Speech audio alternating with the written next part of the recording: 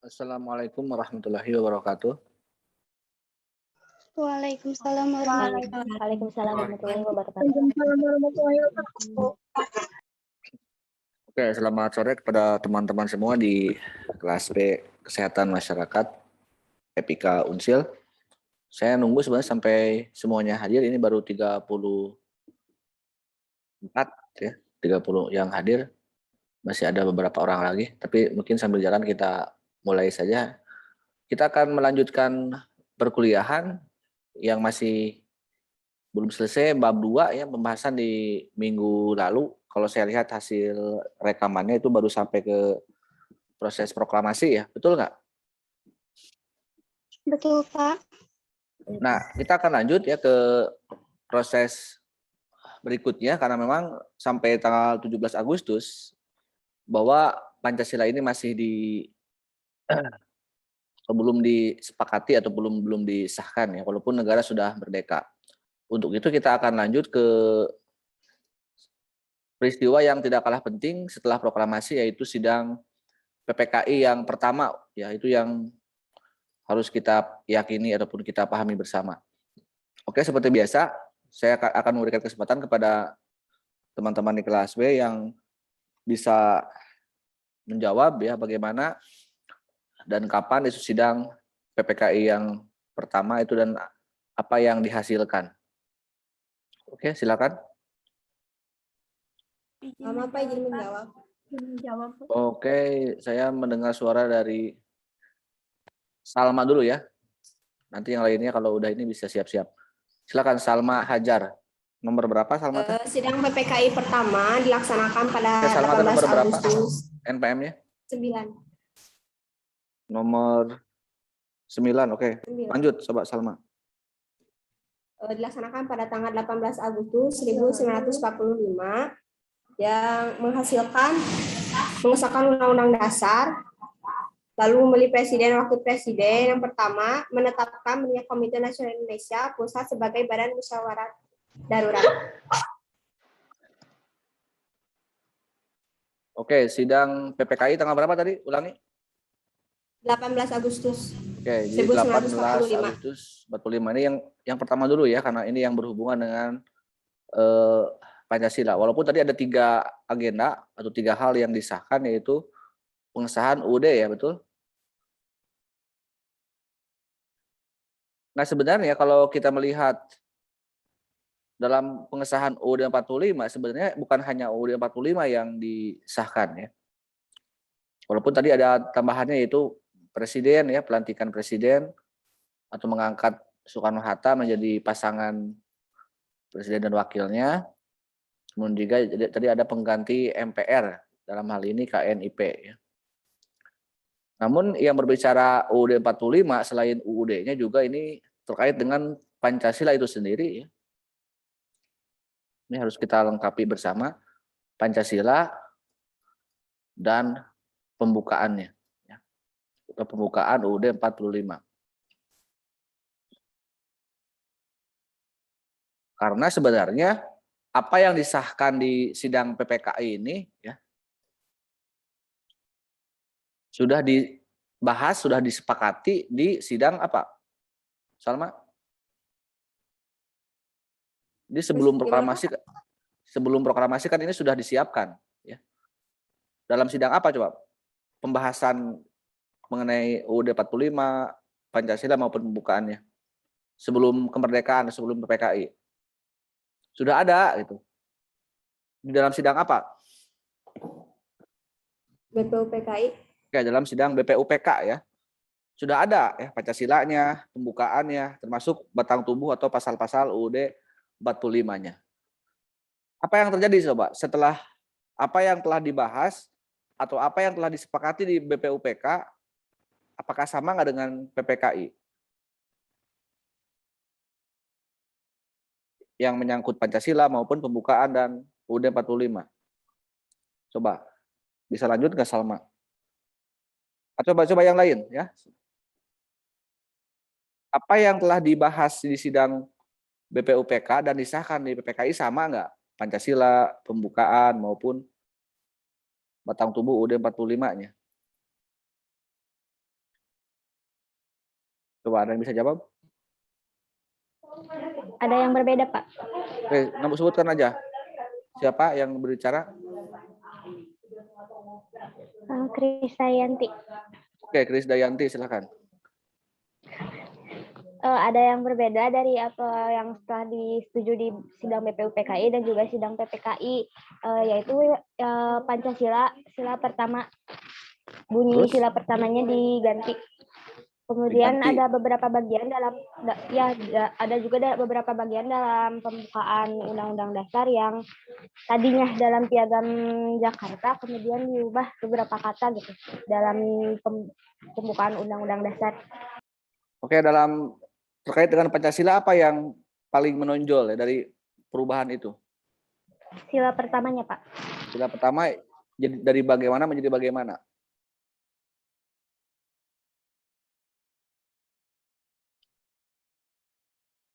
Ini harus jelas juga ya, kalau nanti ada pertanyaan, harus jelas bagaimana perubahannya.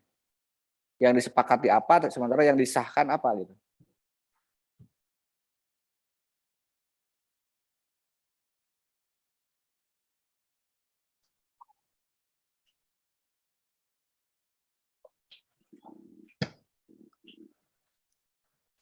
Oke, lanjut Krisna.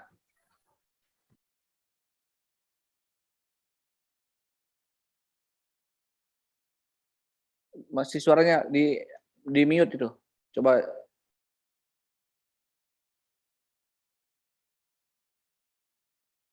Suaranya belum kedengar. Masih di unmute itu ini ya, audionya. Krisna.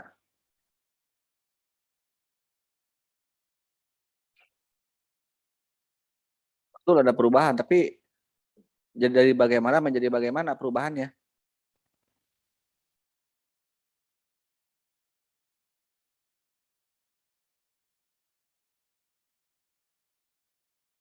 Rumusan Pancasila sebelumnya itu di mana?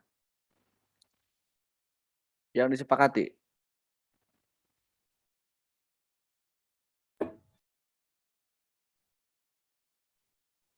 Halo? Siapa coba? Sila pertama itu tadinya Pak berbunyi berdasar ketuhanan dengan kewajiban Sebutkan menjalankan dulu nama. Nama Aisyah Rahmawati Pak, absen 28. Isi Pancasila yang pertama itu tadinya ketuhanan dengan kewajiban menjalankan syariat Islam bagi pemeluknya. Itu dari mana? Kemudian Itu dari mana itu? Dari mana itu? Yang bunyi sila pertama yang itu dari mana? Hasil dari apa? BPUPK. Hasil sidang BPUPK. Atau yang lebih tepatnya lagi apa? Piagam Jakarta, Pak. Oke, atau hasil siapa? Hasil rapat apa? Piagam Jakarta itu hasil apa? Hasil dari sidang BPUPK kedua, Pak. Salah. Panitia 9 bukan, Pak? Oke, saya masih ke AI ya. Apa katanya bisa didengar AI? Jadi ini tolong ya, ini harus sejarah ini harus benar-benar paham gitu ya, harus benar-benar jangan ada yang keliru gitu ya. Harus bisa membedakan ya, mana sidang BPUPK 1, mana rapat panitia 9, mana sidang BPUPK kedua, mana PPKI gitu. Jadi jangan terbalik-balik ininya ya. Oke, terus lanjutkan. Aisyah. Lanjutkan tadi jawaban kamu belum selesai. Ya Pak, yang mana? Lanjutkan. Yang kedua itu hasil dari sidang PPKI-nya itu pada sila pertama berbunyi ketuhanan yang Maha Esa, Pak. Jadi berubah atau bagaimana itu? Berubah bunyinya. Kenapa ada perubahan ya dari Piagam Jakarta dan yang disahkan di PPKI? Kira-kira apa alasan perubahannya? Menurut pemahaman yang telah saya lihat, Pak, jadi pada saat itu kan tidak semua orang itu beragama Islam. Kan di Indonesia itu banyak ya Pak agama yang dianutnya. Nah kemudian pada saat itu tercetuslah oleh Pak Soekarno itu Pancasila itu diubah menjadi ketuhanan yang Maha Esa. Oke, terima kasih ya.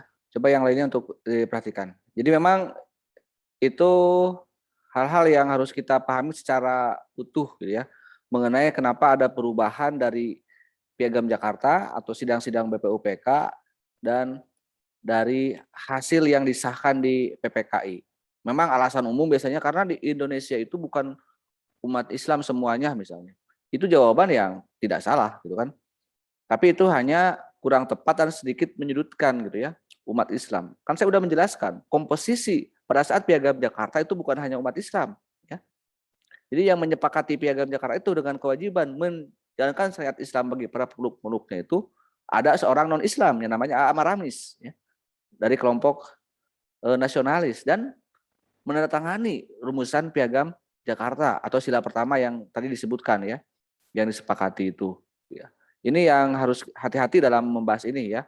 Kadang-kadang ini seolah-olah beranggapan kalau Pancasila itu, kalau umat Islam itu egois misalnya ya, dan tidak mementingkan umat yang lainnya. Padahal itu apapun ya rapatnya, hasilnya adalah hasil musyawarah bersama gitu ya, baik PPKI maupun sebelum-sebelumnya. Namun yang membedakan sebenarnya bukan dari itu ya juga, tapi juga dari komposisi yang hadir ya. Kalau kita lihat di sidang BPUPK itu, yang pertama di rapat panitia 9, bahkan sidang BPUPK yang kedua, ini kan masih terbatas ya keanggotaannya, kehadiran anggotanya, komposisi yang hadirnya. Ini masih dominan di Pulau Jawa, orang-orang yang tinggal di Jawa ya, bisa orang Jawa ataupun ya Sunda, maupun orang-orang yang tinggal di Jawa, termasuk Agus Salim misalnya. Muhammad Yamin dia bukan orang Jawa, tapi tinggal di Jawa. Ya. Sumatera, ada yang bilang hanya Jawa, Sumatera, ya, Madura, dan Kalimantan. Ini yang hadir di sidang BPUPK ya di peristiwa sebelum proklamasi.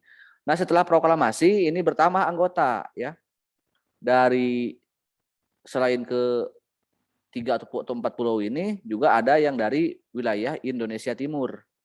Apakah Sulawesi, Nusa Tenggara Barat, Timur, Bali, ya, Ambon, Maluku. Ini yang membedakan ya. Jadi yang tidak hadir di sidang BPUPK, hadir di sidang PPKI setelah proklamasi. Dan memang di antara mereka ada yang beragama non-Islam. Ya. Dari Bali, misalkan dari Bali biasanya Hindu ya. Dari Ambon atau Maluku itu biasanya dari ya Kristen ya, ataupun agama yang lainnya. Dan mereka mungkin wajar bertanya ya kepada yang hadir sebelumnya ataupun melihat rumusan Pancasila, kok sila pertamanya ada redaksi dengan kewajiban menjalankan syariat Islam bagi para peluk-peluknya. Keberatan ya. Bahkan tadi Anda bilang Soekarno sendiri itu orang yang tidak mau merubah Piagam Jakarta, jangan salah ya. Jadi Soekarno itu sebenarnya pada saat tahun 45 Soekarno itu sedang mesra-mesranya dengan kelompok Islam ya. Makanya pada saat panitia 9 tidak ada permasalahan. Perdebatan mengapa misalnya kok syariat Islam ya dicantumkan dalam Piagam Jakarta dalam sila pertama Pancasila. Nah, Soekarno orang yang keberatan adanya perubahan itu. Namun ini yang terjadi di saat sidang PPKI ini terjadi musyawarah yang sangat luar biasa, gitu kan? Mungkin kesepakatan paling tinggi sepanjang sejarah Indonesia. Ya. Nah, kemudian ada perdebatan yang sangat menarik antara Agus Salim dari kelompok Islam ya, yang hadir di sidang, salah satu tokoh Islam yang memperjuangkan supaya tidak berubah alinea sila pertama itu, dan dari wakil dari Ambon yang notabene mereka beragama non Islam ya. Bahkan ada ancaman dari orang-orang timur, kalau misalnya enggak ada perubahan di sila pertama, oke, kami dari orang timur maka akan keluar dari Indonesia. Dan Agus Salim bilang silakan aja kalau Anda mau keluar. Nah Soekarno akhirnya mencoba menetralisir gitu. Ternyata kalau orang-orang timur tidak gabung ataupun keluar dari Indonesia, berarti sama halnya dengan proklamasi yang telah diproklamasikan hari kemarin, berarti baru 1 hari itu batal gitu kan.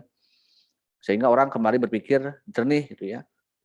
Kalau ada yang keluar, nah akhirnya Hatta yang kembali berperan ya untuk meyakinkan umat Islam, meyakinkan kelompok Islam, walaupun Hatta itu bukan beragama Islam, oke Hatta itu, tapi dia bukan dari kelompok Islam, tapi meyakinkan kelompok Islam ya. Ya seperti Agus Salim, Wahid Hasim dan teman-teman yang kekeh ingin mempertahankan Piagam Jakarta, dan akhirnya dengan penuh toleransi yang sangat tinggi, akhirnya umat Islam atau kelompok Islam mau menghapus dan mengubah 7 kata ya dari Piagam Jakarta menjadi ketuhanan yang Maha Esa saja di sila pertama. Itu yang paling krusial di sidang PPKI ya. Itu beranggapan bahwa bagi sebagian itu kekalahan umat Islam katanya. Sehingga tidak boleh lagi ada bawa-bawa nama agama, bawa-bawa nama Islam dalam Pancasila. Ini juga pemahaman yang sangat keliru ya. Ada juga yang bilang kelompok Islam mengharamkan Pancasila karena setelah gagalnya Piagam Jakarta berarti Pancasila itu sekuler dan sebagainya. Sehingga banyak orang-orang Islam dulu yang menolak Pancasila. Ya. Itu juga sama keliru ya, tidak paham makna dari sila pertama maupun dari makna musyawarah di tanggal 18 Agustus. Ya. Kalau seandainya itu dilakukan dengan cara demokratis misalnya, itu kan musyawarah ya.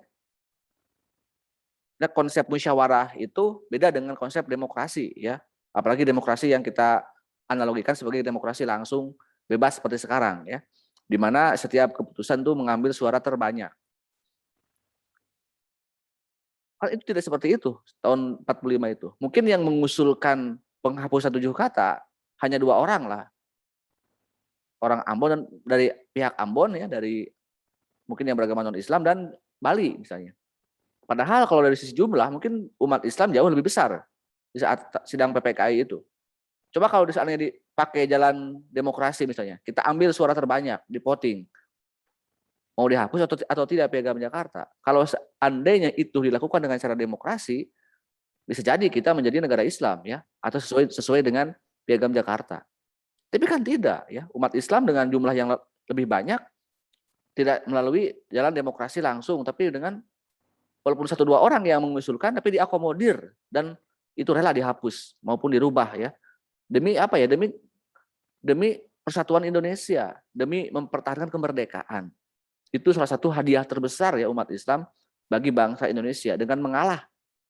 Walaupun bukan mengalah sebenarnya, tapi toleransi aja gitu ya. Bahkan yang menarik ketika Bung Karno sebagai ketua PPKI mengetuk palu, sebelum mengetuk palu ada usulan juga dari Wahid Hasyim ya, ketua PBNU, agar tolong hadirin semua sebelum kita sahkan perubahan Piagam Jakarta ini atau penghapusan Piagam Jakarta ini sila pertama, saya minta agar kita tunggu dulu Ki Bagus Hadikusumo dari Muhammadiyah yang belum datang karena masih dalam perjalanan dari Jakarta, dari Jogja ke Jakarta dalam kereta api ya. Dan setelah Ki Bagus datang dan meminta saran dan memberikan penjelasan bahwa ada perubahan, karena kan pesan dari Muhammadiyah supaya tidak ada perubahan atau penghapusan di Piagam Jakarta ya. Akhirnya Ki Bagus juga menerima ya, karena baginya Islam itu lebih mementingkan ukhuwah daripada syariah. Dan akhirnya Bung Karno mengetuk palu dengan sepenuh bangga, bahagia mungkin karena sudah selesai musyawarah perubahan Piagam Jakarta itu. Tapi ada yang keliru juga ya, setelah sah semua isi dalam pembukaan maupun rumusan Pancasila, akhirnya ada yang protes juga, orang Bali namanya Gusti Ketut Puja ya. Paduka yang mulia, kan tadi kami dari Bali juga mengusulkan bukan hanya membahas sila pertama yang dirubah, tapi alinea ketiga. Apa itu alinea ketiga? Sehingga dengan kewajiban atas berkat rahmat Allah yang Maha Kuasa dalam pembukaan ya. Karena di Bali itu Tuhannya bukan Allah katanya ya. Tapi Bung Karno lupa membahas itu dan mengubah itu. Karena kan mungkin karena yang paling penting adalah mengubah, mendebatkan sila pertama. Tapi kan Bung Karno sudah terlanjur mengetuk palu. Dan udah sah perubahan itu. Dan akhirnya orang Bali pun, oke lah kalau begitu, kalau memang ini udah sah, daripada mungkin pasea terus, kami dari Bali untuk tidak keberatan ya. Jadi sampai sekarang kan alinea ketiga tidak berubah ya. Atas berkat rahmat Allah yang Maha Kuasa. Jadi itu sebenarnya hal-hal yang harus kita pahami secara utuh. Ya mungkin bagi umat yang bukan beragama Islam harusnya meyakini ataupun memahami bahwa maksudnya itu di Indonesia betul ada agama yang disebut Islam yang mayoritas, tapi intinya sebenarnya bukan itu ya. Intinya bahwa poinnya bahwa kita merdeka atas berkat rahmat Tuhan itu ya Tuhan untuk semua agama ya. Tuhan yang diyakini oleh setiap agama yang apapun agamanya yang diakui di Indonesia. Jadi itu sebagai negara religius lah, sebagai bangsa yang percaya pada Tuhan yang Maha Esa. Itu poin penting yang dari dari alinea ketiga itu. Dan konsekuensi ya dari adanya penghapusan 7 kata itu juga ini berdampak pada syarat presiden. Ya.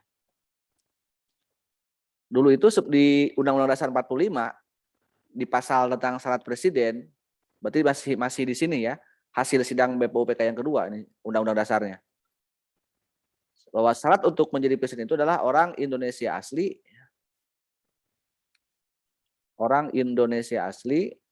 dan beragama Islam.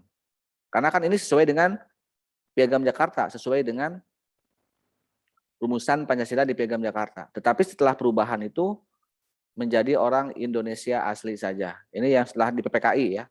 Karena beberapa menyesuaikan ya dengan konteksnya.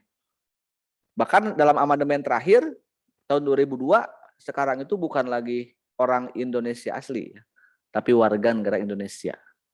Jadi sudah sangat longgar sebenarnya asal punya KTP Indonesia.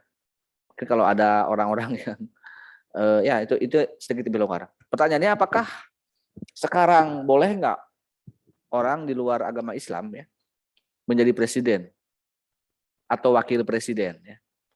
Nah, kalau kita menganalisis lagi, ada hal yang tidak dirubah di Undang-Undang Dasar 45 tentang sumpah jabatan presiden ya. Demi Allah saya bersumpah.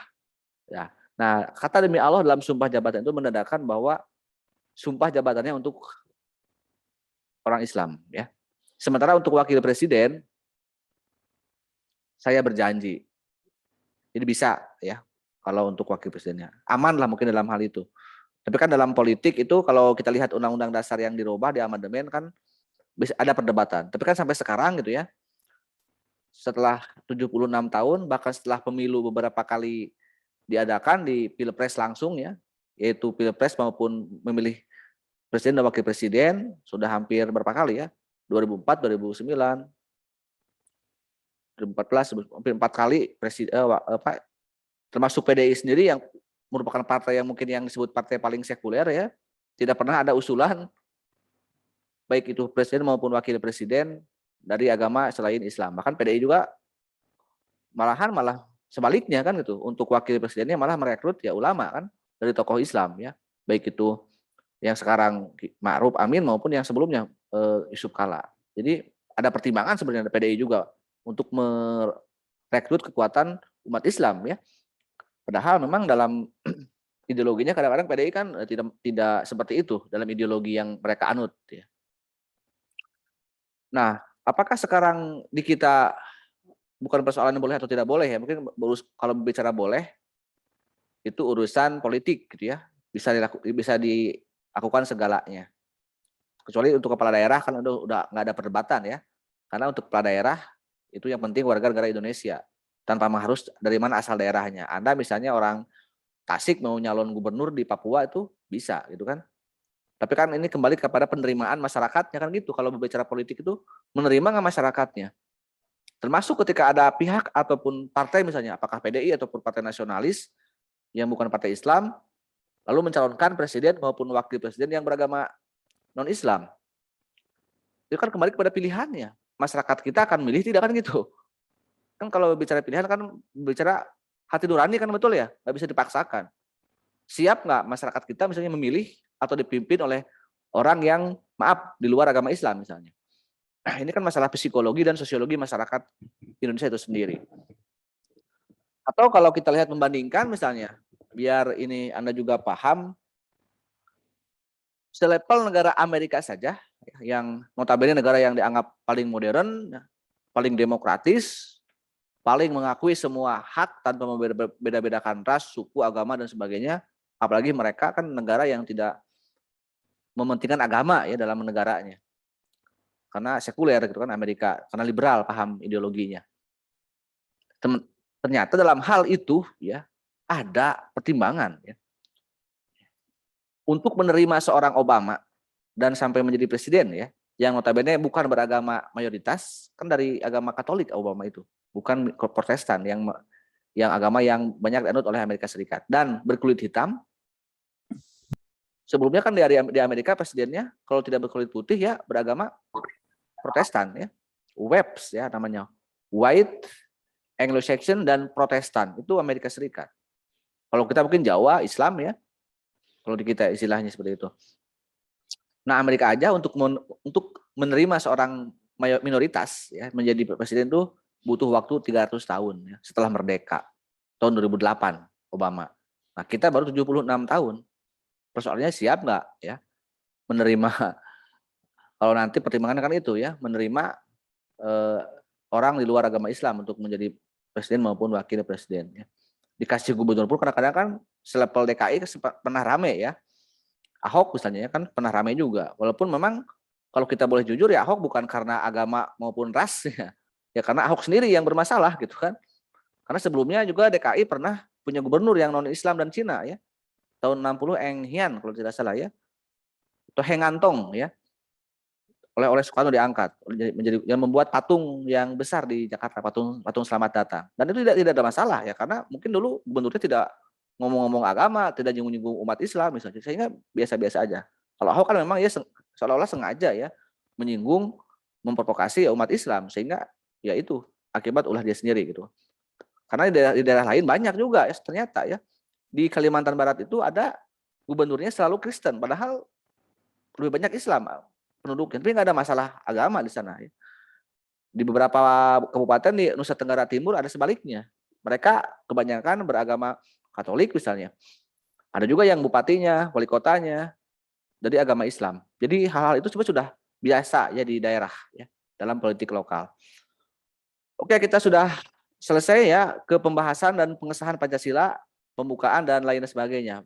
Kita sudah merdeka dan tinggal menjalani kehidupan sebagai sebuah bangsa dan negara baru ya dengan memiliki perangkat-perangkat kenegaraan. Tahun 45 ya. Tapi apakah setelah kita memiliki perangkat-perangkat kenegaraan ini bagaimana kondisi Indonesia ya di awal-awal kemerdekaan, mungkin tahun 45 sampai tahun 50. Apakah berjalan seperti seharusnya, seperti yang diinginkan dan yang dicita-citakan atau bagaimana coba? Siapa yang bisa menjelaskan tentang nasib bangsa dan nasib Pancasila Undang-Undang 45 di awal-awal kemerdekaan? Siapa yang mau? Yang belum dulu ya? Yang belum bersuara Izin, coba. Pak. Saya. Oke, laki-laki. Rival ya? Rival. Rival itu nomor berapa? 24. Rival, oke. 047 ya NPM-nya. Lanjut Rival. Apa? Bagaimana nasib Indonesia setelah proklamasi? Kalau di dalam video disebutkan bangsa Indonesia itu belum sepenuhnya paham itu akan yang namanya demokrasi seperti itu, Pak. Kemudian ditambah lagi juga dari luar negeri banyak gangguan gitu. Kalau di dalam video disebutkan Samantan ingin kembali gitu, Pak. Belanda ingin menjajah kembali Indonesia seperti itu. Kemudian karena dalihnya ya Indonesia belum diakui sebagai negara merdeka sebelum pahamnya liberal gitu, Pak, oleh negara-negara Barat. Seperti itu. Yang saya tahu. Oke. Itu betul ya, bahwa kita dianggap merdeka oleh Belanda itu karena hadiah Jepang ya, sebagai negara fasis. Negara yang diktator, apalagi dengan sistem pemerintahan yang presidensial kan mutlak kayak raja presiden itu. Itu juga yang membuat Muhammad Hatta sebagai wakil presiden membuat sebuah maklumat ya nomor X tentang perubahan sistem pemerintahan dari presidensial ke parlementer. Coba lihat di buku ini juga sering saya tanyakan di ujian ya. Itu yang kalau kita boleh jujur sebagai pelanggaran pertama terhadap UUD 45 dengan mengubah sistem pemerintahan. Makanya kalau Anda lihat di sejarah Indonesia tahun 46, 48 itu selain memiliki presiden juga memiliki perdana menteri. Ya. Muhammad Hatta, Sultan Syahrir dan Amir Syarifuddin yang di era itu yang pernah menjadi perdana menteri ya. Coba bayangkan. Karena sistem parlementer atau perdana menteri ini tidak dikenal dalam Undang-Undang 45 yang disahkan di sini. Tapi itu demi kita mendapatkan pengakuan kedaulatan agar disebut negara demokrasi ya oleh dunia internasional. Karena kan yang menang perang dunia itu kan liberal ya, demokrasi ya, sehingga akan sangat aib kalau kita dituduh sebagai anak buahnya Jepang dan sebagainya ya. Dan memang yang terpenting adalah kedatangan kembali Belanda ya. Itu dari luar negeri ya, dari luar tantangannya sampai memunculkan agresi militer 1 dan 2 dan berbagai perjanjian-perjanjian yang akhirnya perjanjian tersebut membuat wilayah Indonesia semakin sempit, ya. Bahkan itu pun yang memicu adanya pemberontakan di daerah. Yang paling besar adalah PKI Madiun misalnya. Nah, PKI Madiun itu adalah imbas dari kegagalan Amir Saripudin sebagai Perdana Menteri, ya, dan kalah diplomasi melawan Belanda di Renville, ya, perjanjian Renville. Dan dipecatlah Amir Saripudin oleh Indonesia, oleh Soekarno, dan dia bersekutu dengan Musso yang baru datang dari Soviet untuk mendirikan negara Soviet di Madiun atau yang dengan pemberontakan PKI Madiun. Sementara di Jawa Barat juga tidak puas dengan kebijakan Renville, dengan kebijakan Indonesia yang terlalu ringan, yang terlalu lembek kata Kartosuwiryo kepada Belanda, dan akhirnya orang-orang Jawa Barat pun dan dipimpin oleh Kartosuwiryo ya mendirikan DITI, ya, ada 2 pemberontakan. Walaupun DITI kan diselesaikannya di tahun 60 lewat karena ya lama gerilya. Sementara untuk PKI Madiun langsung hari itu juga diselesaikan tahun itu juga ya oleh pasukan Siliwangi, oleh pasukan Unsil di bawah Nasution, dan langsung dieksekusi mati ya, baik itu Musso maupun Amir Saripudin ya. Dan Indonesia itu berubah total tahun 49. Coba Ripa bisa lanjut nggak? Apa yang terjadi pada tahun 49 sebagai imbas adanya gangguan dari luar? Apa yang terjadi tahun 49 dan tahun 50? Bisa lanjut nggak? Tentu ya Pak. Konstitusi Republik Indonesia itu menjadi Republik Indonesia Serikat, seperti itu Pak. Kemudian dibentuk juga Undang-Undang Dasar sementara. Oke. Jadi itu ya, dengan berlakunya dengan berlakunya RIS ya. RIS itu kan apa? Republik Indonesia Republik Serikat. Indonesia Serikat. Kita menggunakan konstitusi RIS, tidak lagi menggunakan Undang-Undang 45 yang hasil perjuangan di sini. Berarti kan kita ini sudah tidak lagi berpancasila, ya. Karena berubahnya Undang-Undang Dasar, berubahlah pembukaannya, berubah juga rumusan-rumusan Pancasilanya. Karena negara buatan Belanda ya, boneka Belanda RIS itu. Dan RI kan hanya sempit kan, hanya wilayah Jawa Tengah, Jawa Timur, dan Madura. Sementara Jawa Barat aja itu negara Pasundan disebutnya di dalam RIS itu. Jadi dipecah belah Indonesia. Tapi kan RIS tidak berlangsung lama ya. Hanya 6 bulan atau 5 bulan, dan tanggal 17 Agustus tahun 50 kita kembali lagi ke NKRI, ke bentuk negara kesatuan. Tetapi ini yang aneh juga, undang-undang yang berlaku di tahun 50 apa? Setelah RIS, setelah undang-undang RIS. Undang-Undang Dasar sementara.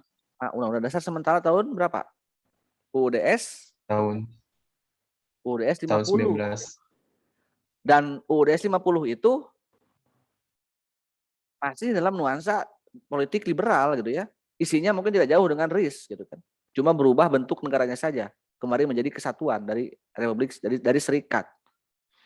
Oke, karena itu UUDS berarti itu sementara itu bagaimana coba? Ripal, menurut kamu? Kalau kata sementara itu maksudnya apa? Harus bagaimana kalau sementara? Undang-Undang Dasar sementara. Sementawis. Berarti suatu saat akan berubah gitu. Kembali lagi mungkin. Ya, jadi yang namanya sementara itu aku hanya pergi untuk sementara ya. Dan nanti akan kembali lagi padamu. Atau cari yang baru gitu ya. Berarti ini logikanya UUDS 50 hanyalah sementara. Harus ada pengganti yang sementara itu. Nah, sebagai penggantinya, oke, kita masuk ke pembahasan di era tahun 50 sampai tahun 59. Dalam sejarah itu disebut dengan era demokrasi liberal ya. Karena UUDS 50 itu sangat liberal. Masih presidensial sistem pemerintahannya. Sementara dari tahun 45 sampai tahun 50 itu disebut dengan era revolusi fisik, karena perang terus kan, melawan Belanda, melawan PKI, melawan DITI gitu. Karena fisik, lebih ke peperangan fisik. Nah, ini kita memasuki babak baru yang juga tidak kalah babak belurnya ya dalam sejarah Indonesia. Artinya sampai itu kita boro-boro bisa berpancasila kan, masih ngebahas bagaimana negara, bagaimana bentuk negara, bagaimana apapun. Jadi ya tidak pernah berpancasila sebenarnya di era-era di awal-awal kemerdekaan, karena kacau ya sistem undang-undangnya. Nah, untuk mengganti Undang-Undang Dasar sementara itu, maka diperlukan sebuah lembaga yang harus menggantinya. Kalau dalam Undang-Undang itu adalah namanya MPR atau konstituante ya. Karena lembaga tertinggi yang mengubah Undang-Undang Dasar, yang membuat Undang-Undang Dasar. Dan untuk mengubah itu memerlukan sebuah lembaga hasil pemilu, karena kita negara demokrasi. Karena MPR itu wakil rakyat itu dari pemilu. Nah, pemilu pertama yang direncanakan tahun 50 baru terlaksana tahun berapa? Coba Ripa udah dulu ya. Coba ke yang lain. Kapan pemilu pertama Izin di menjawab, Indonesia? Pak. Oke, siapa? Dita Destiati. Oke, Dita. Kapan pemilu pertama di Indonesia? Dita teh nomor berapa? Nomor 4, Pak. Oke, 16 ya, 016 NPM ujungnya. Iya. Bagaimana pemilu pertama? Pada tahun 1955, Pak. Ya, apa yang dipilih? Memilih apa saja? Anggota legislatif dan konstituante. Oke, dari dua lembaga itu mana yang bertugas membuat Undang-Undang Dasar? Dewan Konstituante. Dewan Konstituante ya. Apakah kapan mulai bekerja konstituante? Gimana, Pak? Kapan mulai bekerja?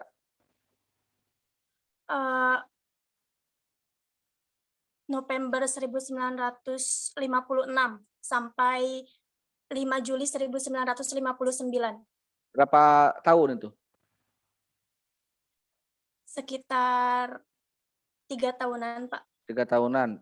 Berhasil nggak membuat undang dasar yang baru pengganti UUDS?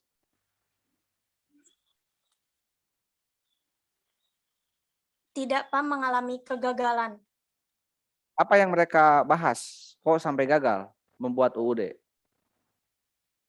Kan agendanya membuat UUD, tapi mereka malah apa coba?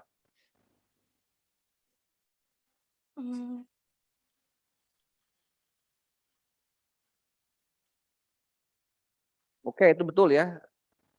Dewan Konstituante gagal membuat UUD 45.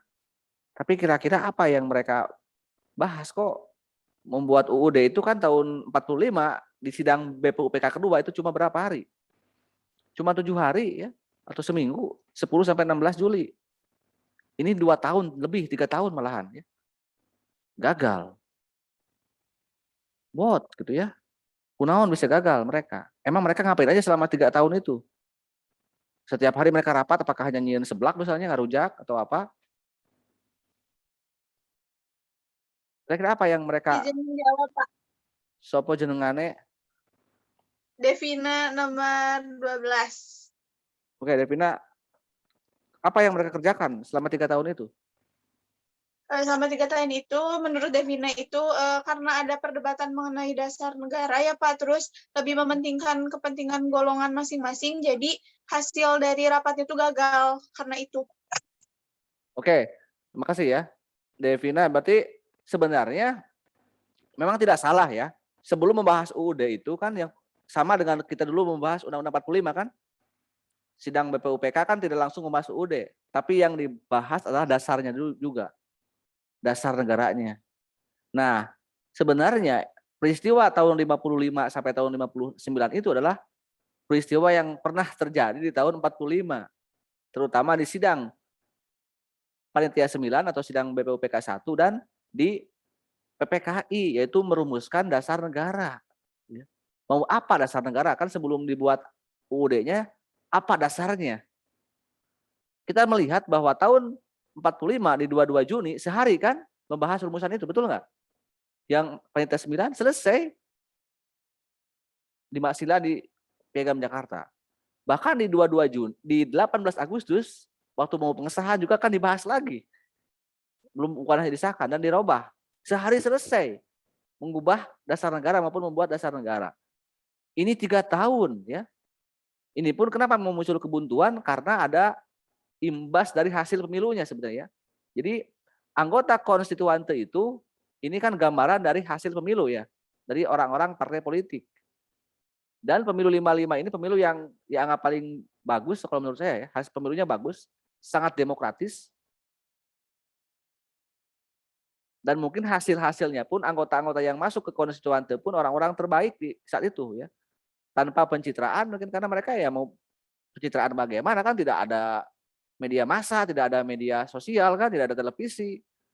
Saya yakin mereka berkampanye atas dasar ideologi partainya. Dan memang yang unik, walaupun banyak partai politik yang menjadi peserta pemilu maupun urusan golongan, tapi melahirkan 4 partai besar yang fenomenal di tahun 55 itu. Yang pertama adalah PNI ya, ini partainya Soekarno. Ada PNI, ada Masyumi, ini partai Islam ya. Gabungan dari kelompok Islam. Termasuk dulu itu sebelum pecah Muhammadiyah, NU juga masuk ke Masyumi ya. Ketika Hasyim Asy'ari, Masyumi ini semuanya gabung di Masyumi. Dari zaman Jepang Masyumi sudah ada ya. NU, Muhammadiyah, Persis dan lain-lain semuanya di Masyumi. Tapi di akhir tahun 50-an NU pecah ya. NU menjadi partai tersendiri. Dan yang keempat adalah PKI. Inilah yang menjadi cikal bakal adanya 3 ideologi yang mewarnai kehidupan setelahnya, yaitu nasionalisme, ya. Ada 3 ideologi nasionalis, PNI ini cikal simbolnya PNI, Islam ini adalah Masyumi. Kalau PNI basisnya karena ini Soekarno ya mungkin lebih merata suaranya. Kalau Masyumi ini di Jawa Barat ya, Islam. Makanya kultur Islam itu di Jawa Barat itu sangat kuat ya. Walaupun memang bukan hanya NU gitu ya. Karena NU kan ini di Jawa Timur. Makanya kalau sekarang pemilu biasanya kalau normal NU itu menang di Jawa Timur ya, atau PKB lah kalau partai sekarang mungkin gambaran dari NU itu. Sementara PKI itu di Jawa Tengah ya.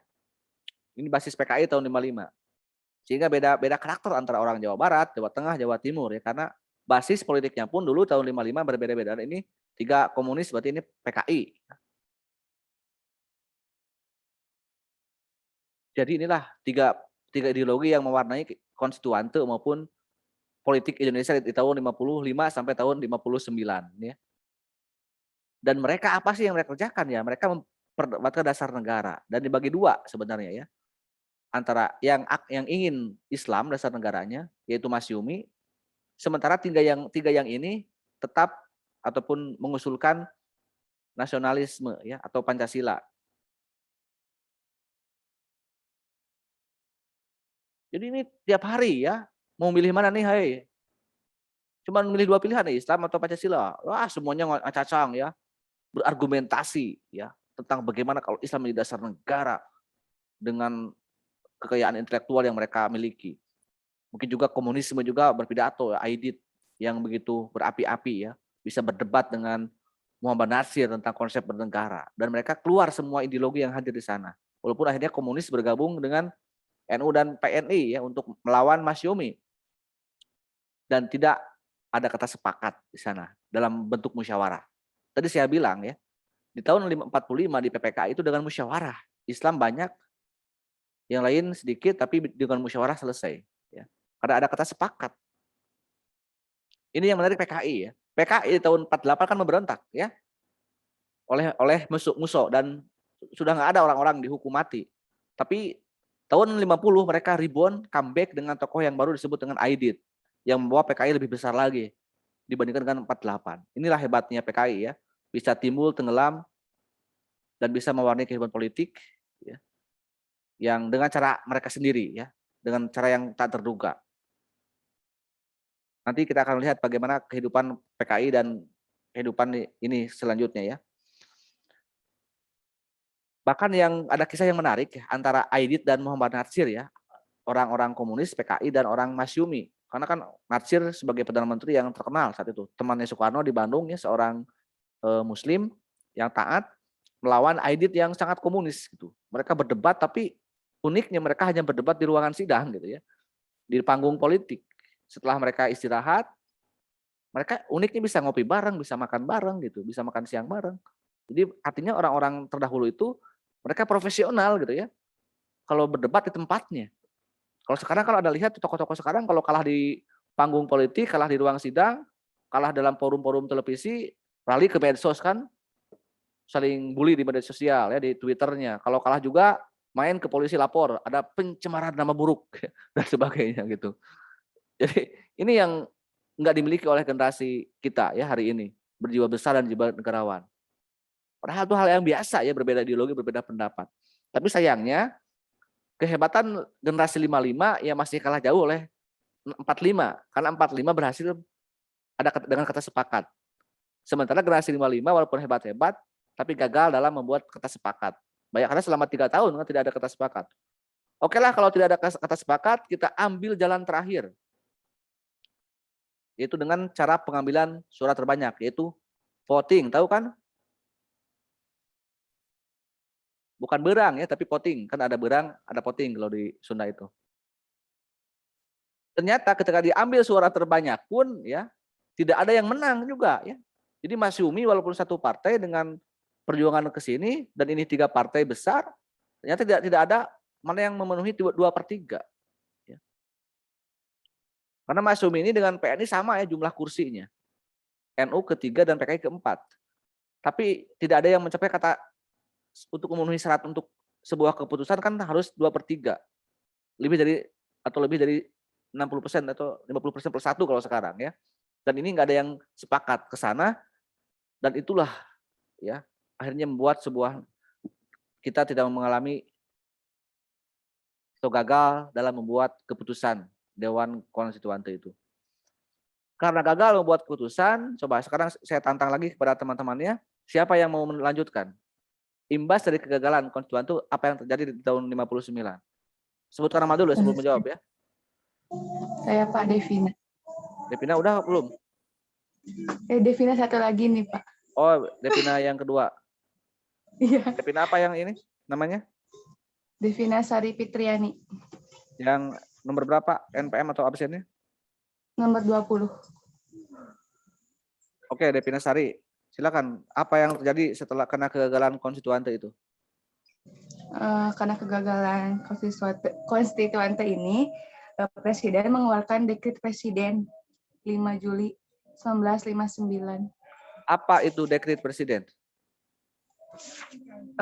Tindakan sepihak penguasa. Siapa yang dimaksud penguasa di sana? Presiden. Jadi Presiden membuat sebuah keputusan yang sepihak. Kenapa sepihak? Coba, apa alasannya? Jadi lihat ada momentumnya ya. Coba apa momentumnya? Devina, apa momentum dari dekret itu? Kan ada pengertian tadi udah. Momentumnya apa? Karena negara dalam keadaan bahaya. Dalam bahaya ya. Ini kenapa disebut bahaya? Karena Anda lihat aja. Ada 4 partai besar yang memiliki massa yang sangat loyal. Saya yakin nih pemilu pertama itu di tahun 55 beda dengan yang sekarang lah ya. Kenapa mereka memilih PKI?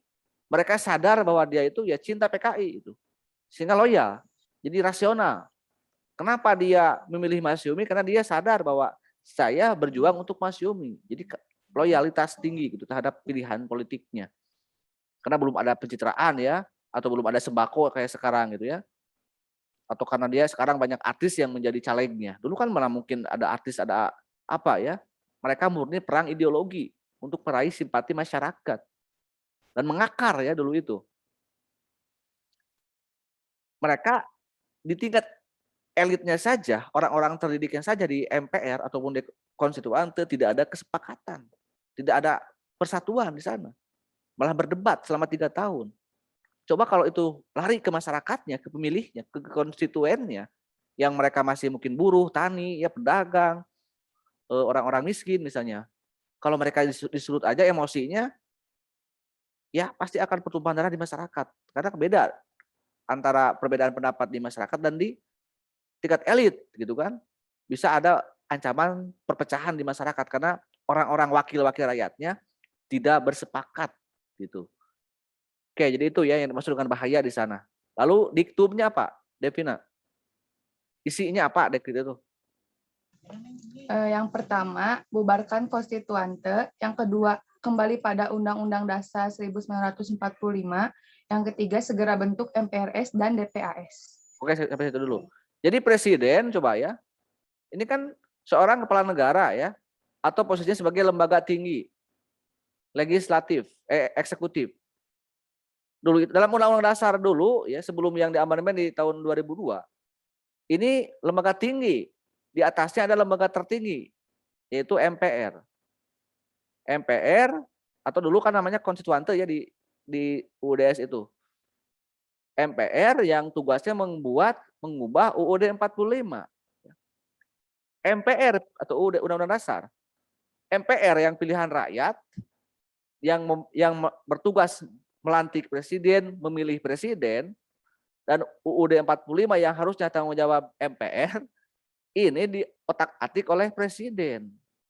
Ini kan tidak wajar ya, tidak konstitusional. Ini adalah makanya dekret ini keputusan yang sepihak dan memang sangat inkonstitusional. Melanggar Undang-Undang Dasar sebagai pegangan tertinggi. Tapi mau bagaimana lagi? Negara bahaya. Dan itu diperlukan oleh seorang pemimpin yang dianggap punya wibawa, punya pengaruh untuk melakukan hal-hal yang sepihak itu demi penyelamatan bangsa ya. Makanya itu penting, harus kita hikmah dari adanya dekret presiden ini. Lalu yang isinya apa saja selain Pak yang tadi? Apa ulangi lagi? Coba. Ya, mengubarkan konstituante, betul. Terus Kembali ke Undang-Undang Dasar 1945. Ya, itu semuanya isinya tersebut adalah yang bukan tugasnya. Yang bukan tugasnya presiden ya. Karena itu tugasnya MPR tentunya. Lembaga tertinggi. Terus lanjutnya apa? Selain coba ini Anda pahami juga ya antara yang lainnya, catat antara pengertian, diktum, momentum, konsiderannya apa, Devina? Piagam Jakarta atau syariat Islam menjiwai Undang-Undang Dasar. Nah, ini yang harus kita pahami juga ya. Kenapa ada konsideran? Ini tertuang dalam lembaran negara ya, tentang kembalinya UUD 45 oleh Soekarno. Dengan catatan Piagam Jakarta, berarti ini ya, syariat Islam menjiwai Undang-Undang 45 yang dikembalikan di tahun 59. Jadi kita ini mulai lagi berpancasila, berundang-undang 45 ya di tahun 59. Mungkin nyaris kalau kita jujur, dari tahun 45 sampai tahun 59 kita tidak pernah melakukan Pancasila dan tidak pernah melaksanakan UUD 45. Itu sejarah ya, bukan hoax ya. Makanya apakah Pancasila ini haram nggak dirubah? Enggak juga ya, karena ada usaha untuk mengubah Pancasila, yaitu di sidang konstituante. Tapi kan masalah tidak ada yang mampu mengubahnya. Kecuali Bupati Tasik kan. Di Tasik kan ada yang dirubah kan, dari pasar menjadi terminal ya di Pancasila itu oleh Bupati. Kan udah berubah sekarang ya Pancasilanya. Nah, kemudian sekarang bagaimana? Kenapa bisa ada kalimat menjiwai Undang-Undang 45 Piagam Jakarta? Karena ini usulan Masyumi ya. Ketika Soekarno membuat dekret, minta masukan dari keempat fraksi ini, keempat partai politik ini, hey PNI, NU, PKI, mau nggak kita kembali ke Undang-Undang 45? Yang ini oke, setuju bos, ya. Jadi ini menyetujui. Tapi Masyumi ini bagaimana, kamu setuju nggak? Tidak, kata Masyumi. Ini ke Bung Karno ya, terang-terangan. Kenapa tidak setuju? Kami minta syarat, kata Masyumi. Apa syaratnya? Dari umat Islam atau Masyumi ingin Piagam Jakarta menjiwai Undang-Undang 45. Apa kata Soekarno? Yes. Ya. Jadi hasil terakhir keputusan kita kembali lagi menggunakan UUD 45 dan Pancasila yang dijiwai oleh syariat Islam atau Piagam Jakarta. Dan satu kesatuan yang utuh dengan seperangkat aturan negara yang lainnya. Artinya ya sampai itu pun kita memahami bahwa kita ini di Indonesia ini sampai sekarang yang namanya syariat Islam, yang namanya agama itu tidak bertentangan dengan Pancasila. Boleh kita beragama, berpartai atas dasar agama ya boleh, karena nggak ada larangan. Bahkan itu menjiwai agama itu dalam kehidupan berbangsa dan bernegara. Oke, jadi itu ya. Sekarang bagaimana? Yang terakhir apa? Dasar hukumnya Pak Devina. Dasar hukum dari dekret itu apa? Piagam Jakarta. Dasar hukumnya. Ini ada yang lewat. Dasar hukum dekret presiden. Kan ada diktum, momentum, konsideran, dan dasar hukum.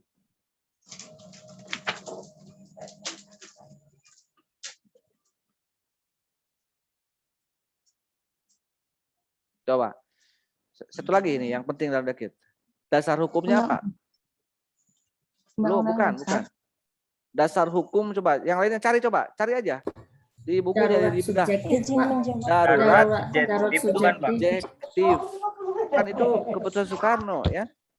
Jadi dalam hal memecah kebuntuan ya, ada kalanya memerlukan seorang tangan besi gitu kan. Jadi tidak mempedulikan demokrasi. Buat apa demokrasi kalau malah memecah belah kan gitu. Jadi untuk menyelamatkan bangsa ya boleh. Ataupun tapi yang penting harus ngukur ya. Kenapa Soekarno bisa berhasil membuat sebuah dekret? Karena kekuatan Soekarno mungkin melebihi kekuatan yang lainnya, ketokohannya. Ya. Dan juga yang terpenting kuatnya Soekarno saat itu juga didukung oleh tentara ya, oleh Angkatan Darat, oleh Nasution. Sehingga relatif aman. Tidak ada yang menyalahkan Soekarno. Kenapa Soekarno mentang-mentang orang nomor satu kok bisa membuat itu? Nggak ada yang menyalahkan itu. Ya, walaupun itu sekali lagi melanggar semuanya, gitu kan? Tidak normal. Dan itu sejarah tidak menyalahkan Soekarno. Justru ya mungkin hebat gitu ya. Seorang presiden bisa menyelamatkan sebuah bangsa dalam keadaan bahaya maupun buntu ya. Dan ini pun pernah ditiru oleh Gus Dur di tahun 2001 ya. Gus Dur pernah membuat dekret tapi malah membuat dia lengser menjadi presiden. Karena Gus Dur tidak perhitungan ya dan tidak didukung oleh tentara. Ya sehingga beda mungkin nuansanya dengan nuansa kegentingannya beda ya dengan Soekarno ya. Gus Dur itu. Saat tahun 59 dan tahun 2001. Inilah kita mulai lagi era sejarah baru dalam Indonesia ya. Setelah dekret presiden di 5 Juli 59 sampai 11 September 66 surat perintah 11 Maret maaf. 11 Maret 66 kita mengalami sebuah zaman yang disebut dengan Orde Lama atau demokrasi terpimpin dengan catatan kembali lagi ke UUD 45 dan Pancasila yang asli. Namun kita lihat lagi di tahun itu, betul nggak kita, kata Soekarno kan dikembalikan lagi ke UUD 45.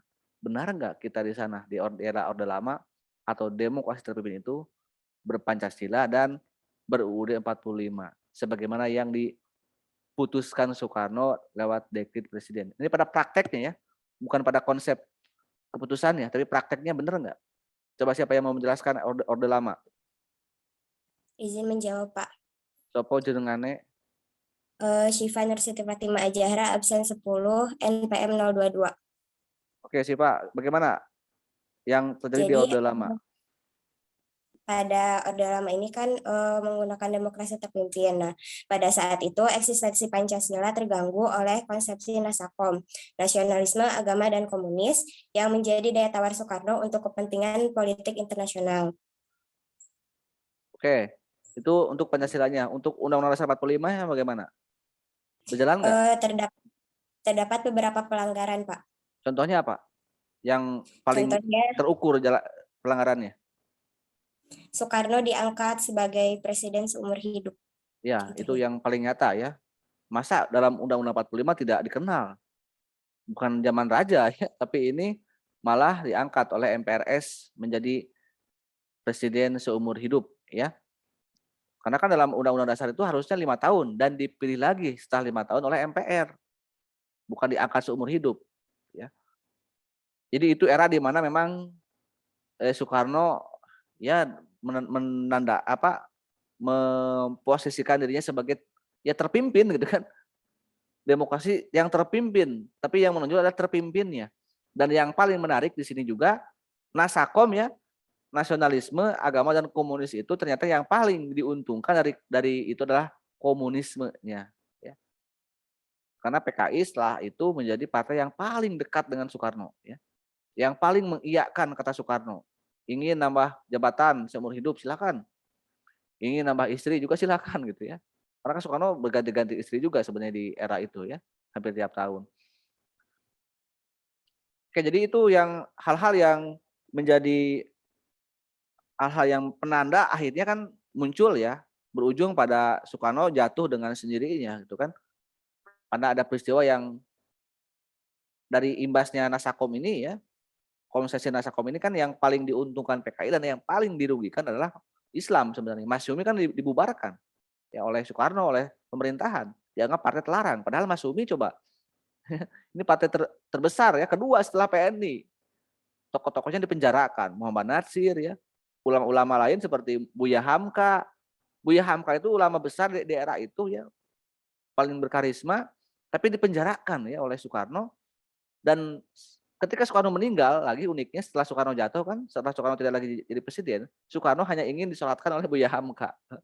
Jadi itu tidak ada dendam dari umat Islam ya, dari ulama ketika memang dia sendiri dijolimi pada saat yang berkuasanya menjolimi ulama tersebut ya. Oke, coba sampai situ.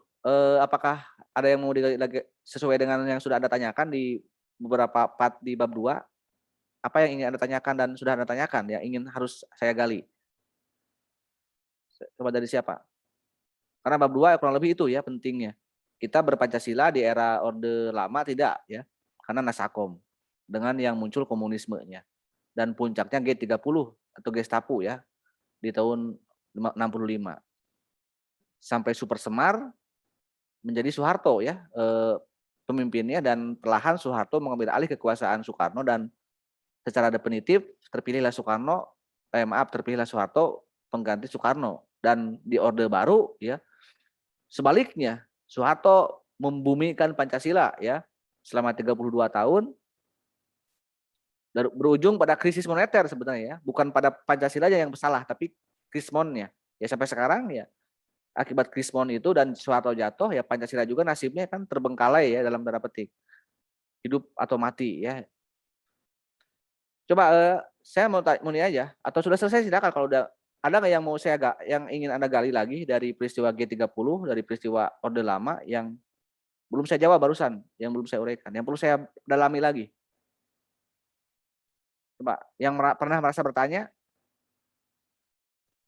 yang belum terjawab boleh yang saya uraikan. Siapa? Ripal. Ripal apa? Kamu bertanya tentang apa? Tentang PKI, Pak. Iya. Apa yang kamu tanyakan? Kalau di video yang diuraikan itu kan dikatakan Presiden Soekarno kenapa tidak langsung membubarkan PKI? Ya karena PKI pun banyak jasanya seperti itu kan. Ya. Ya. Tetapi disebutkan juga dari tahun 1948 PKI itu dapat disebutkan rusak gitu Pak, memberontak mungkin gitu. Nah, alasan mengapa PKI itu bisa dikatakan rusak gitu gimana gitu Pak? Rusak yang mana? Oleh Pak Randi itu disebutkan tahun 1998 itu PKI bisa dinyatakan rusak katanya Pak. Alasannya mengapa gitu PKI dinyatakan rusak tahun 1948. Oke, saya udah paham ya apa yang kamu tanyakan. Yang dimaksud dengan di era Orde Lama di tahun 50-an sampai tahun 65 itu PKI berjasa itu bukan pada siapa-siapa, mungkin bukan pada bangsa dan negara, tapi berjasa pada Soekarno secara pribadi ya. Karena kan Soekarno di era 65 atau di era tahun 60-an ya, atau 59 sampai tahun 65 itu kita melihat Soekarno bukan lagi seorang presiden ataupun seorang pemimpin sebagaimana kita kenal di tahun 20, tahun 45 maupun di awal-awal 50 ya, sebagai the founding father, sebagai tokoh muda yang hebat. Tapi kalau kita lihat dengan bijaksana, tahun 59 sampai tahun 66 itu Soekarno kita lihat sebagai seorang manusia biasa. Oke? Apa itu manusia biasa? Yang namanya manusia siapapun itu kalau diberikan kekuasaan pasti akan berkuasa selamanya. Jadi itu manusiawi ya. Kenapa Soekarno ingin menjadi presiden seumur hidup? Itu manusiawi. Karena tidak mau ada orang yang diberhentikan dari jabatannya. Tidak mau, coba Anda ya. Makanya dulu raja-raja sangat kekeh ya dengan feodalismenya, dengan seumur hidup menjadi raja misalnya. Ya sama, karena raja maupun presiden juga manusia ya. Sama-sama ingin selamanya berkuasa. Punya nafsu ya, harta, tahta dan sebagainya kan gitu. Dan memang di era itulah Soekarno mungkin dia ingin di masa tuanya ingin dimanjakan oleh bangsa dan negara ya. Walaupun itu betul, itu akan berhadapan dengan aturan ya, dengan konsekuensi aturan dan dengan masyarakat yang mungkin tidak suka akibat kegemaran dalam hal kekuasaan, melihat misalnya dia bergonta-ganti wanita misalnya, ya mungkin bagi dia adalah ingin masa tuanya ingin dihibur gitu kan. Tapi akan berhadapan dengan aturan dan norma yang ada di masyarakat. Dan PKI lah yang melindungi Soekarno di era itu. Jadi jasanya mungkin dalam petik jasa PKI ke Soekarno secara pribadi gitu ya. Sehingga sampai akhir masa hayatnya Soekarno tidak pernah menyalahkan dan tidak mau membubarkan PKI walaupun masyarakat menuntutnya untuk membubar.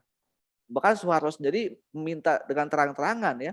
Setelah Super Semar, Soeharto meminta, Bung tolong PKI bubarkan. Tapi Soekarno nggak mau. Mau ditaruh kemana muka saya, kata Soekarno. Karena tadi dibilang juga oleh Siva ya. Nasakom itu sebagai kampanye Soekarno ke luar negeri. Dia kalau datang ke setiap pidato di luar negeri, dia bangga terhadap Indonesia dengan gabungan antara agama, nasionalis, dan komunisnya. Nah kalau PKI dibubarkan ya malu muka Soekarno di hadapan dunia internasional. Jadi memang konsekuensinya adalah di dalam rusak ya. Walaupun Soekarno bangga keluar. Ya, karena yang paling sulit untuk bersatu di era Nasakom adalah ketika agama Islam disatukan dengan komunis. Nggak mungkin bersatu. Kan sudah terjadi aksi saling pembunuhan ya. Nah di era 48 yang rusak itu orang-orangnya. Jadi memang walaupun 48 terbukti memberontak ya, dengan terang-terangan, dengan mendirikan negara Soviet Komunis Indonesia, dan sampai dihukum mati seperti Amir Saripudin, ditembak ya, dan juga Musso juga tidak ada. Tapi lembaganya, organnya tidak dibubarkan. Jadi dulu memang orang zaman revolusi fisik, yang terpenting ada yang ngeberontak, ya bunuh aja, gitu, lawan aja. Jadi itu kan masa nggak kepikiran misalnya kita larang partainya, nggak ada larangan. Jadi setelah 48, kenapa bisa comeback tahun 50? Karena pemerintahan Soekarno belum berpikir tentang larangan organnya. Yang ada saja tindakan menghukum orang yang bersalahnya. Paham nggak?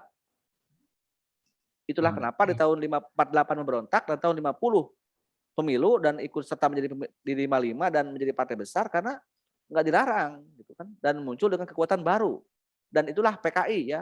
Dia bisa hidup, bisa bangkit dengan caranya sendiri dan bisa menyusup kekuasaan. Jadi nggak nampak seolah-olah bukan PKI yang berkuasa, tapi bisa keputusan negara. Jadi makanya dalam era tahun 65 Soekarno bisa menggebuk dengan keputusan presiden umat Islam ya.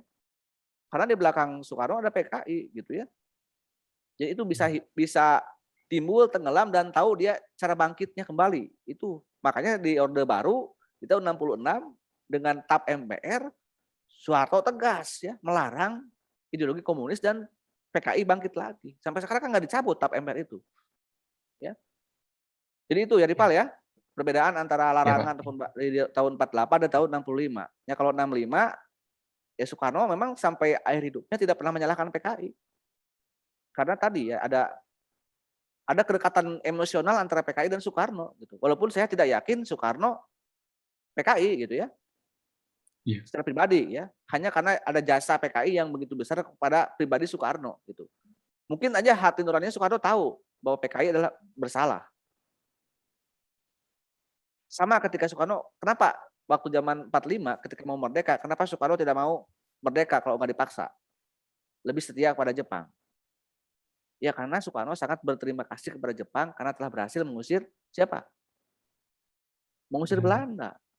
Sehingga memang ada itu karakter yang kuat dari diri seorang pemimpin yang Soekarno. Dia punya prinsip yang kuat gitu ya. Yang mungkin nggak dimiliki oleh kita. Bisa aja Soekarno misalnya di tahun 65 setelah G30 atau tahun 66 dia mengikuti apa kata rakyat atau kata publik saat itu ya, yaitu menyalahkan PKI dan membubarkan PKI sebagaimana tuntutan Titura demo mahasiswa ya saat itu kan mahasiswa 66 minta kepada Soekarno bubarkan PKI kan gitu, turunkan harga dan hapus kabinet Dwi Korah. Itu kan tiga tuntutan rakyat dari mahasiswa saat itu. Dan tidak mau, kalaupun mau ada konsekuensinya. Buku yang saya baca di ini Tragedi Bung Karno ya, sumbernya saya kisah-kisah Soekarno ini di profil saya nih. Kenapa Bung Karno tidak melawan Soeharto dan tidak mau menyalahkan PKI? Kalau seandainya PKI disalahkan ya oleh Soekarno, akan terjadi pertumpahan darah yang lebih besar setelah G30. Karena begini, ada aksi dari reaksi ya. PKI di tahun 60-an sampai tahun 65 ketika mereka masih berkuasa melakukan aksi-aksi perebutan tanah kalau melawan, membunuh dan membantai, dan korbannya adalah para santri, ulama, umat Islam di Pulau Jawa paling banyak korbannya ya. Sama juga di 48 di Madiun. Jadi samalah pola-polanya sama, 48 65 sama pola-polanya, membunuh santri dan kiai. Nah, setelah PKI lemah, karena kan setelah G30 PKI kan kalah labur ya orang-orangnya. Itulah kenapa PKI yang paling kuat dalang dari balik pembunuhan 7 jenderal itu, karena kan setelah itu kalau orang nggak bersalah nggak mungkin dia kabur kan. Tokoh-tokoh PKI kocar-kacir setelah itu kan. Aidit kemana, ditangkap dan dihukum mati. Nyoto juga kabur, nggak tahu kemana rimbanya gitu. Pada misterius. Nah, setelah PKI lemah, tidak lagi di belakang Soekarno, karena Soekarno pun sudah lemah kekuasaannya, ada aksi balasan. Yaitu keluarga santri, keluarga kiai, atau korban PKI sebelumnya, melakukan aksi balasan terhadap keluarga maupun aktivis PKI yang dulunya tetap petenteng ketika masih menjadi partai penguasa. Aksi membunuh yang balik, jadi membalik balas dendam, gitu ya. Sehingga wajar kalau tahun 2016 keluarga PKI minta negara meminta maaf kepada PKI, tapi mereka lupa sebelumnya juga PKI telah melakukan hal yang sama. Jadi ini nggak adil gitu kalau hanya melihat peristiwa G30 setelah 65 ke sini. Lihat juga 48 maupun sebelum 65. Mungkin ini sebaliknya, PKI lebih banyak melakukan aksi-aksi itu. Jadi dengan itu saja sudah banyak korban-korban yang tak berdosa yang diduga ex-PKI. Apalagi kalau Soekarno menyalahkan juga ya. Mungkin akan pendukung Soekarno pun sama akan membunuh orang-orang yang tidak bersalah.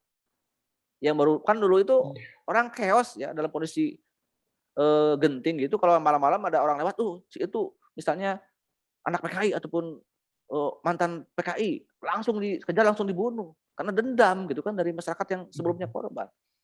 Nah, khawatir Soekarno pun demikian, kalau Soekarno juga sama menyalahkan, maka pendukung Soekarno pun akan melakukan hal yang sama dan mungkin entah siapa berapa puluh kali lipat korbannya. Itulah Soekarno lebih baik kehilangan jabatan ya, kekuasaan daripada dia kehilangan nyawa dari rakyat yang lebih banyak lagi. Tapi kan secara hukum alam oke lah, kita tidak perlu lagi mempermasalahkan kenapa bisa ada perubahan dari Soekarno ke Soeharto, tapi kan dari sisi hukum alam pun akan berkata seperti itu ya. Kalau misalnya sebuah kekuasaan, akhirnya Tuhan akan mencari cara sendiri untuk merubah kekuasaan itu ya. Apapun misalnya kita mau memperdebatkan siapa yang salah, apakah Soeharto apakah Soekarno, saya yakin kedua-duanya pun ya ada benarnya ada salahnya, karena sama-sama manusia ya.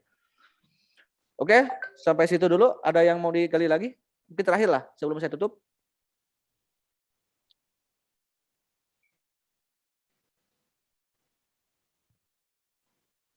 Oke, kalau tidak, Anda kembali lagi ya, saya ingatkan untuk tugas-tugas dan lain-lain, coba lagi. Yang penting sebelum ujian, Anda sudah minimal tugasnya lengkap ya gitu. Saya akan perlahan lah satu persatu saya periksa. Kalaupun saya tidak periksa langsung kasih nilai, kan saya tahu ya siapa yang ngumpulin, siapa yang tidak. Jadi mohon untuk bersabar aja gitu ya. Oke, sekian dulu ya untuk pertemuan minggu ini. Kita lanjut di pertemuan yang akan datang. Assalamualaikum warahmatullahi wabarakatuh. Waalaikumsalam warahmatullahi wabarakatuh. Waalaikumsalam warahmatullahi wabarakatuh.